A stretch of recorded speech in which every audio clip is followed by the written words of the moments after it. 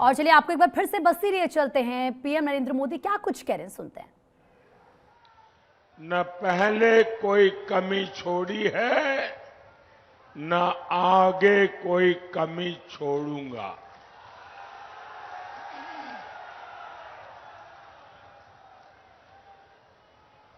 और ये मोदी की गारंटी है। ये बड़े उत्साही लोग जो बड़े बड़े बैनर बना के लाए हैं, आपके बैनर तो बहुत अच्छे हैं, लेकिन इसके कारण पीछे लोगों को तकलीफ हो रही है। अगर आप इसे नीचे रख लें तो अच्छा होगा। मैंने सब पढ़ लिया है, बहुत बढ़िया है।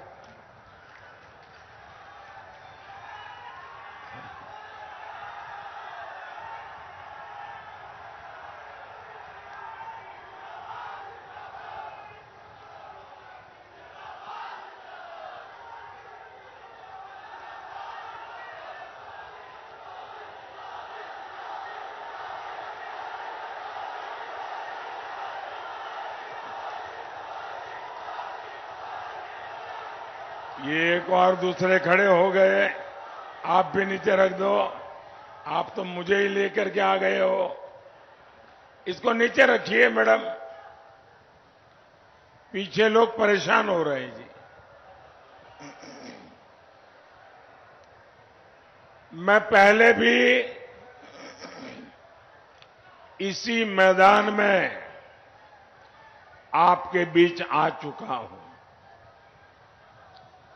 लेकिन आज जो सभा में देख रहा हूं, इसके पहले मुझे ऐसा दृश्य देखने का सौभाग्य नहीं मिला था।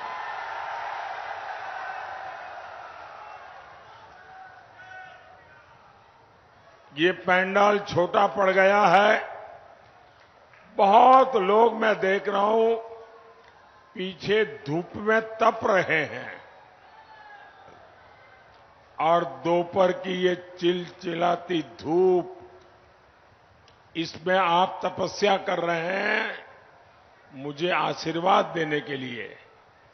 जो लोग धूप में तप रहे हैं, मैं सबसे पहले उनकी क्षमा मांगता हूं कि हमारी व्यवस्था जरा छोटी पड़ गई और आपको धूप में तपना पड़ रहा है, इसलिए मैं आपको क्षमा मांगता हूं। दूसरा, मैं आपको भरोसा देता हूं, मैं आपकी ये तपस्या कभी बेकार नहीं जाने दूंगा। सुनिए। देश में बहुत लोग हैं जिनको अपने बेटे का जन्मदिन याद नहीं है। अपनी पत्नी से बात करते हैं, शादी की तारीख भूल जाते हैं, लेकिन इस देश के बच्चे बच्चे को पता है 22 जनवरी 2024।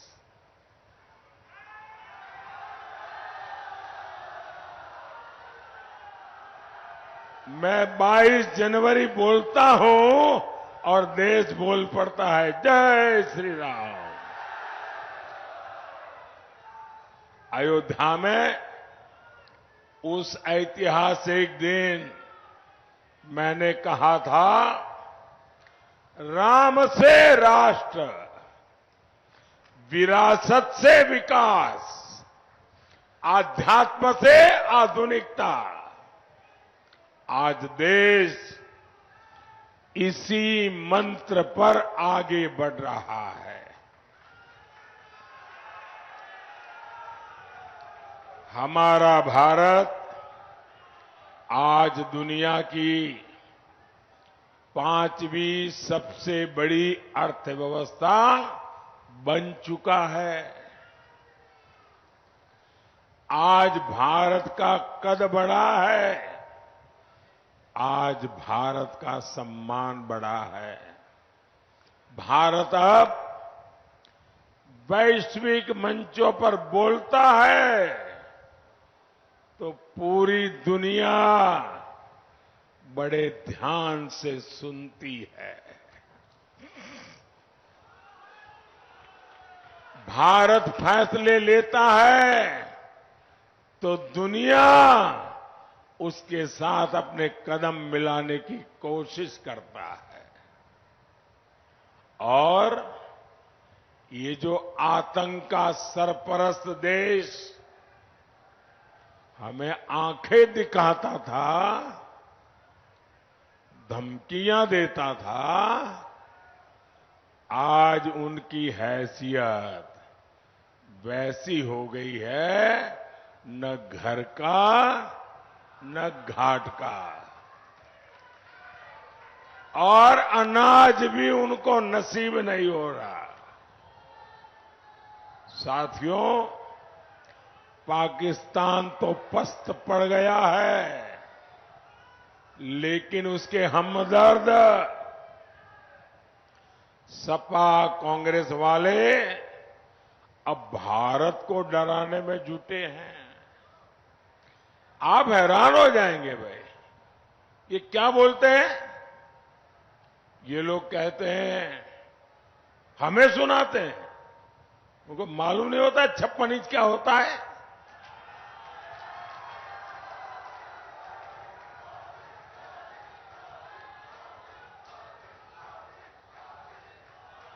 ये कहते हैं पाकिस्तान से डरो, और फिर क्या कहते हैं? पाकिस्तान से डरो, उसके पास एटम बम है, एटम बम। मुझे बताइए भाई, भारत को डरना चाहिए क्या? डरना चाहिए क्या?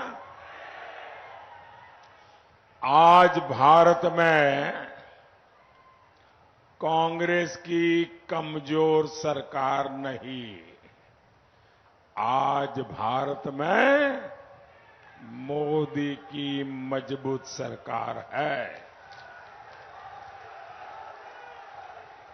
अगर डरना है तो वो लोग डरे जो मानवता में विश्वास नहीं करते, जो आए दिन खून की नदियां बहाते हैं। डरना है तो वो डरे, और भारत न किसी को डराना चाहता है, लेकिन भारत हमें डराने वालों को कभी भी बख्शेगा नहीं, ये भी साफ है। और इसलिए भारत आज घर में घुसकर मारता है।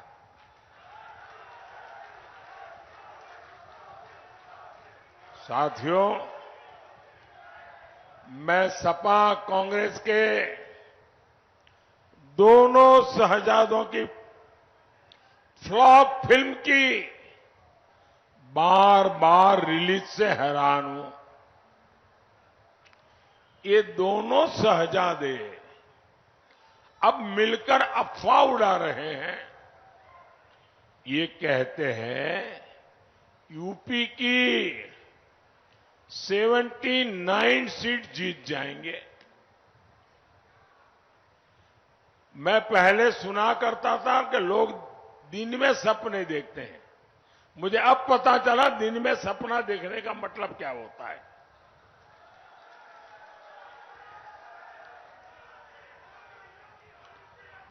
चार जून को यूपी की जनता इनको नींद से जगाने वाली है, और तब ये ठिकरा ईवीएम पर फोड़ेंगे।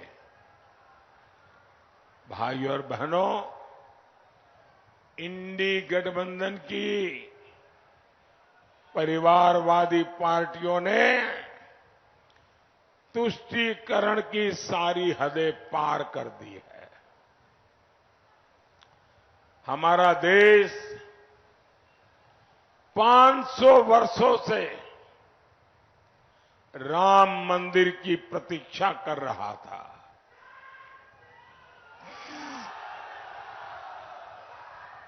लेकिन ये इंडी वालों को राम मंदिर और राम से परेशानी है।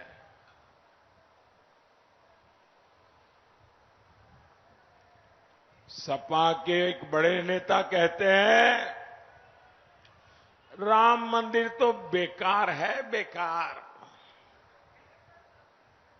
सपा खुलेआम कहती है राम मंदिर जाने वाले राम भक्त पाखंडी है, पाखंडी। एक और इंडी नेता ने कहा राम मंदिर अपवित्र है। ये लोग सनातन धर्म के विनाश करने की बात करते हैं। और इन सब की आका कौन है? कांग्रेस पार्टी। कांग्रेस के शाहजादे तो राम मंदिर पर सुप्रीम कोर्ट का फैसला, जिसके कारण राम मंदिर बना है, वो फैसला पलटना चाहते हैं। ये राम मंदिर पर बाबरी ताला लगाने का सपना देख रहे हैं। ये रामलला को फिर से टेंट में भेजना चाहते हैं। क्या इन लोगों को जवाब मिलना चाहिए कि नहीं मिलना चाहिए?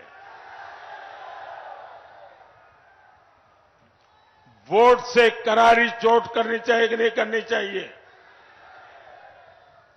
साथियों, कांग्रेस और सपा वालों को अचानक संविधान की याद आ गई। इसी कांग्रेस ने देश में आपातकाल लगाकर संविधान के खत्म करने की भरपूर कोशिश की थी। यही कांग्रेस है जो खुद का भी पार्टी का संविधान नहीं मानती है। ये परिवार ऐसा है कि बिहार के अति पिछड़े समाज के एक व्यक्ति सीताराम केसरी कांग्रेस पार्टी के अध्यक्ष थे। इनको पिछड़ों और अति पिछड़ों पे पता नहीं क्या नाराजगी है। एक शाम को मैडम सोनिया जी की टोली कांग्रेस दफ्तर में घुस गई और ये अति पिछड़े समाज के सीताराम केसरी को बाथरूम में बंद कर दिया। कांग्रेस के राष्ट्रीय अध्यक्ष को बाथरूम में बंद कर दिया और फिर उठा करके उनको फुटपाथ पर फेंक दिया और रातों रात मैडम सोनिया जी को अध्यक्ष की कुर्सी पर बिठा दिया। जिन्होंने कांग्रेस पार्टी के संविधान के लीरे लीरा उड़ा दिए, वो आज संविधान माथे पर रख के नाच रहे हैं। साथियों, सपा कौन है? ये वही सपा है जिसने हमेशा दलितों के आरक्षण का विरोध किया। अब ये लोग संविधान की भावना के खिलाफ जाकर धर्म के आधार पर आरक्षण देने की पैरवी कर रहे हैं। ये लोग दलितों, पिछड़ों का आरक्षण छीनकर वोट जिहाद करने वालों को देना चाहते हैं। जहां कांग्रेस सरकार है, वहां उन्होंने संविधान की पीठ में छुरा भोंककर कानून बना दिया है। कांग्रेस मुस्लिमों को आरक्षण देने के लिए बाबा साहब आम्बेडकर का संविधान बदलना चाहती है। सपा भी इस दलित पिछड़ा विरोधी षड्यंत्र में कांग्रेस के साथ खड़ी है। इसलिए आपको सपा कांग्रेस को यूपी में पक्का सबक सिखाना है। साथियों, भाजपा सरकार विकास भी विरासत भी इस मंत्र को लेकर के चल रही है। एक क्षेत्र तो वैसे ही अयोध्या के इतने करीब है, सरकार जो राम सर्किट विकसित कर रही है, ये क्षेत्र उसका एक बड़ा तीर्थ है। महर्षि वशिष्ठ और श्रृंगी ऋषि के आश्रम पर विकास के कार्य हुए हैं। 84 कोस परिक्रमा यही मखौड़ा धाम से शुरू होती है। इसका शिलान्यास शुरू हो चुका है। यहां राम जानकी मार्ग का विकास हुआ है। सरयू से वाटरवे यानी जलमार्ग बनाने का काम भी चल रहा है। और ये तो अभी केवल ट्रेलर है, ट्रेलर।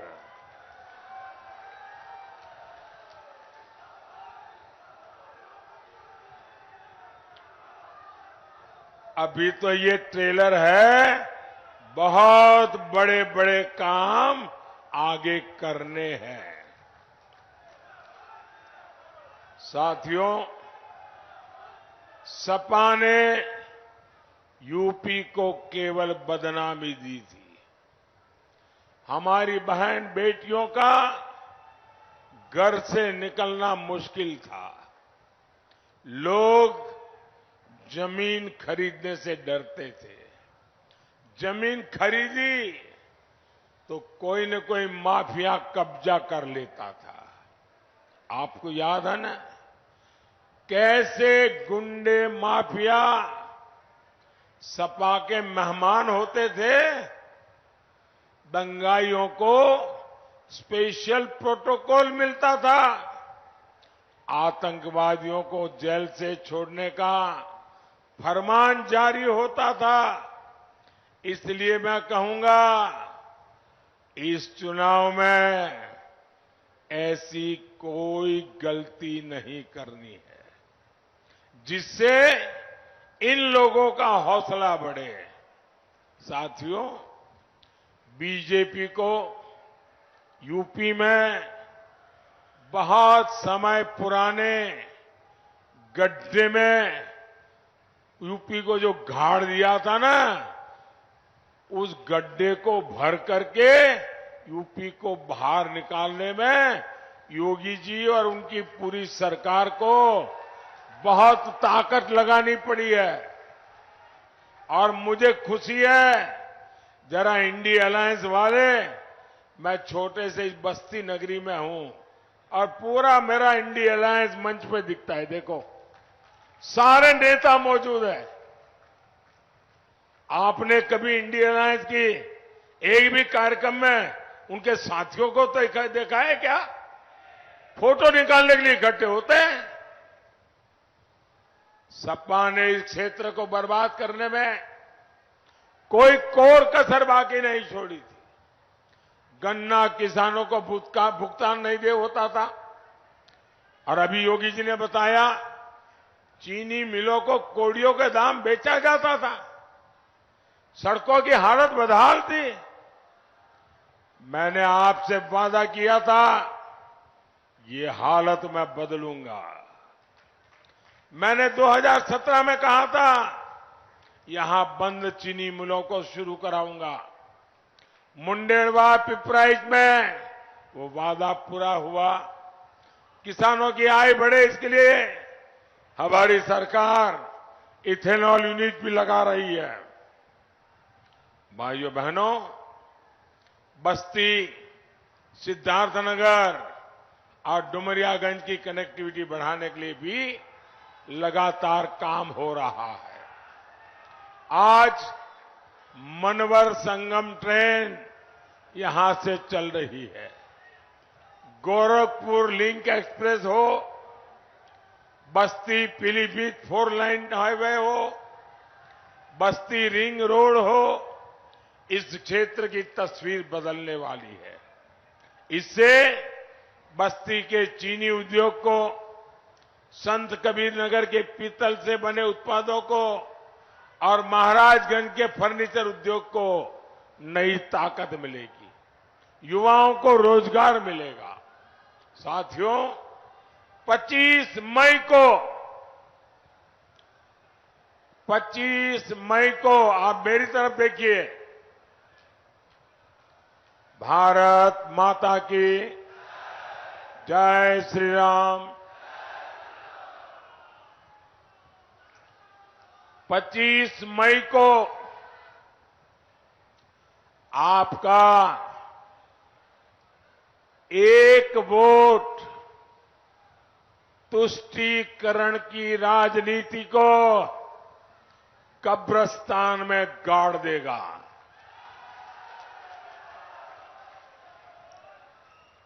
आपका एक वोट देश का भविष्य सुनिश्चित करेगा।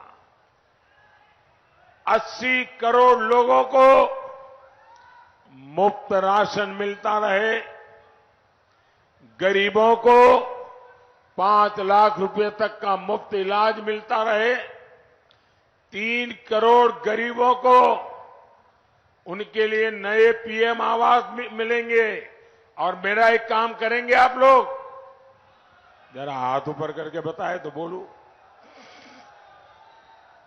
मेरा एक काम करेंगे, ऐसे ढीला ढीली बात करने वालों को मैं काम नहीं बताता हूं, जो मजबूती से बोले उन्हीं को काम बताता हूं जी।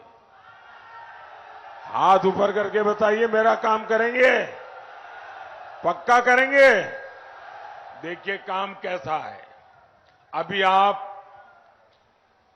लोगों को मिलने के लिए जाते होंगे, अलग अलग बस्तियों में जाते होंगे, सोसाइटियों में, चाल में, मोहल्ले में, गांव में, अलग अलग जगह पे जाते होंगे।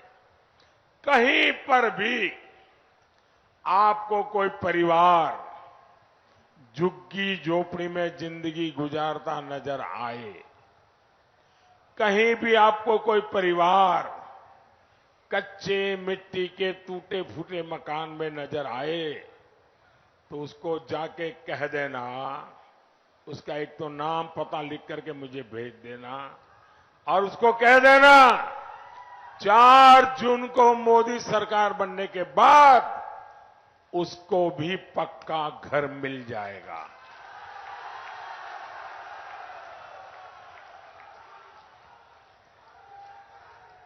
तीन करोड़ नए घर बनाऊंगा। मुझे इस देश में हर गरीब को पक्के घर में रहने की सहूलत देनी है। तो आप घर घर जाके मेरा इतना काम करेंगे, और आप मन में झिझकना मत कि ये मैं तो कह दूंगा और कुछ नहीं होगा तो फिर तो मुझे पकड़ेंगे। मैं आपको गारंटी देता हूं, आप ही यहां जितने लोग हैं ना, मेरे लिए तो आप ही मोदी है। आप मोदी से जरा भी कम नहीं है। तो लोगों को बताइए, उनको घर मिलने की गारंटी है। साथियों, हम 3 करोड़ लखपति दीदी बनाने के लिए काम कर रहे हैं। ये सब आपके वोट से मुमकिन होगा, और इसलिए मतदान भारी होना चाहिए, एनडीए के पक्ष में होना चाहिए। जहां भाजपा का उम्मीदवार है, उसे भाजपा को, जहां मेरे एनडीए के साथी चुनाव लड़ रहे हैं, उनको एनडीए का आपका वोट पक्का होना चाहिए। बस्ती से हमारे साथी भाई हरीश द्विवेदी जी, संत कबीर नगर से भाई प्रवीण निषाद और डुमरियागंज से श्रीमान जगदम्बिका पाल जी, इनको भारी मतों से विजयी बनाए। ज्यादा से ज्यादा मतदान कराएंगे